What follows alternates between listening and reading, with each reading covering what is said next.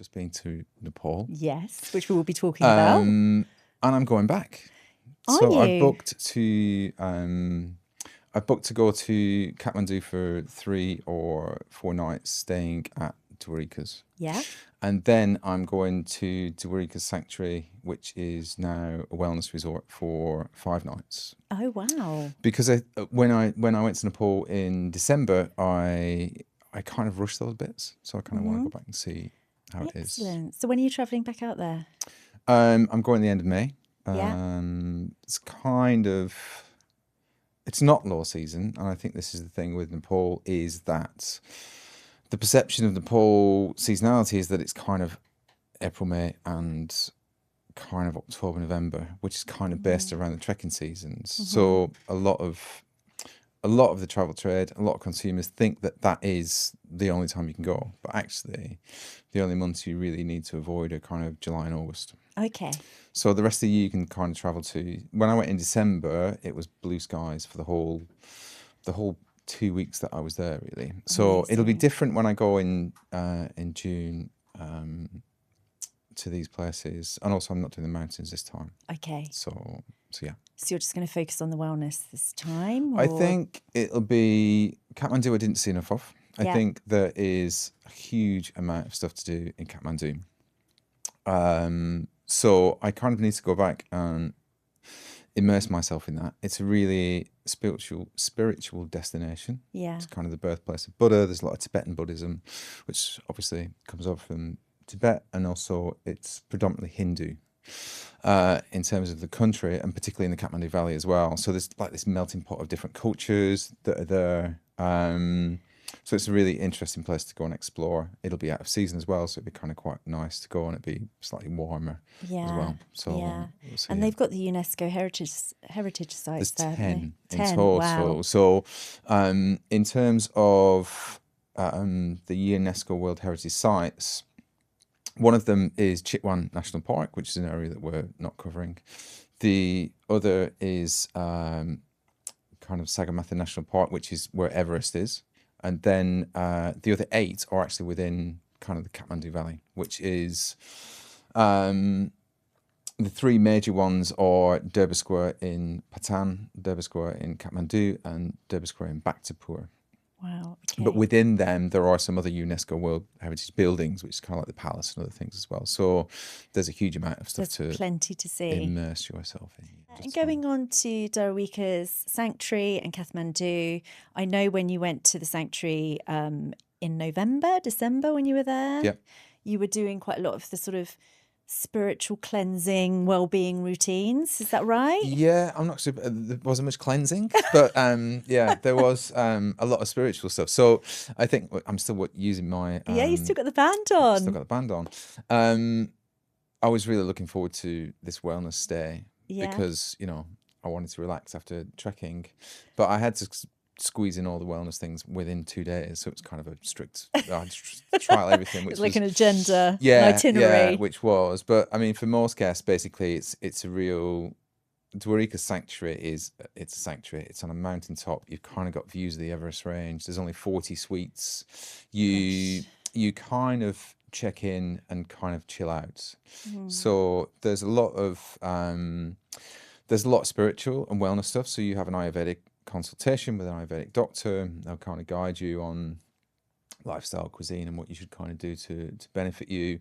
Then you kind of do a few mindfulness things. So they've got a meditation maze, which is right on the hilltop. So the property is in a vast area of land, which a lot of it's surrounded by the organic farms, but they have various different wellness things around that mountaintop. So meditation maze is one. So you kind of go up there early in the morning, see the sunrise, you walk barefoot through the grass around this maze, and it's really magical. They've got meditation caves, they've got chakra huts, they've got they've got the crystal house, and they've got a Himalayan salt house as well. And a lot, there's three yogis, and they do one's focusing on kind of yoga, and there's a lot of breath work, and there's also a lot of mindfulness activities as well. So what I'm kind of interested to do when I go back is you can just check in and you can go to and do painting for a day. Oh, how in lovely. in a room where they've got loads of not billboards, what are they called? What, canvases? Canvases, Yes. measles with painting, and somebody directs you on What, things just to paint. looking out into the lovely scenery. And you can just kind of paint all morning, Oh, and then you can like go and have a nice lunch, and then you can go and do pottery all afternoon. that's And amazing. it's just there for you to just chill out and switch off and do something different, which is kind of good. So what would the ideal length of stay be with all those activities? Well, it's a minimum of 3 nights there. Yeah. I mean, we're going for 5 nights, so I'm going to probably do a lot of painting, A lot of painting. Well, I'm looking forward to come back with all these work. pots in my suitcase.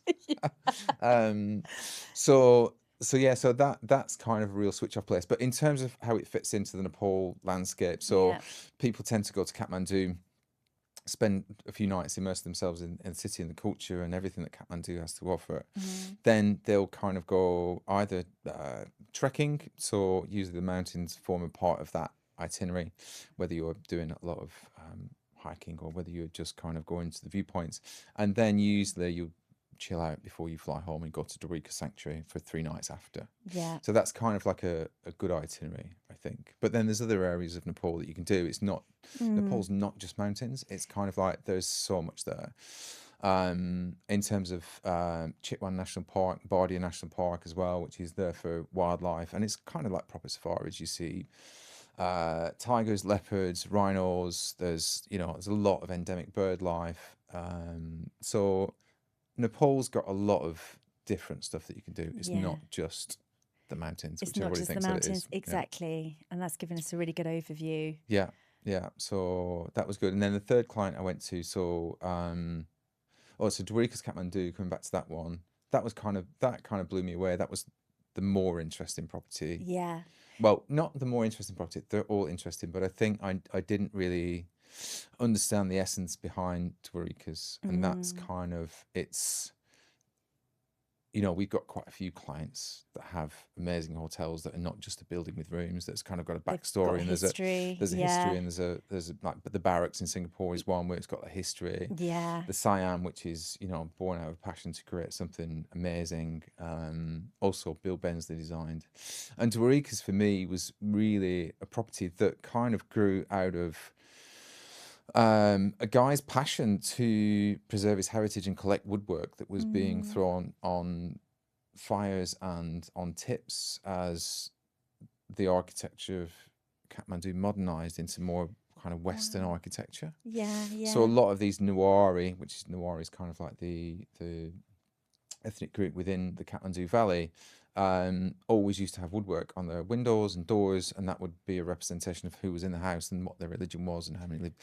Right. And so the woodwork, the carving on the external part of the houses was always there on all the houses. But as modernization kicked in, all this woodwork was being gotten rid of. Gosh. This guy Dwarika, Dwarika Dasreshta, who was the founder of Dwarika's, he started collecting it in 1950s and buying it just for the price of wood. And he just got collected for 20 years. And what he did was kind of like his family had a farm, and they converted the cowshed into an apartment to rent out to continue his woodwork collection. And that farm is now Dwarika's hotel. He built a hotel to preserve the woodwork. So the woodwork came first, not the hotel. Oh my goodness. So that's kind of like a really story. Yeah, and his family's still he's passed away now, sadly, but his grandson Vijay is the guy that continues to continue that legacy and that heritage, and the preservation of woodwork, which is a Nuari. So it's kind of like a historical site. It's a beautiful story.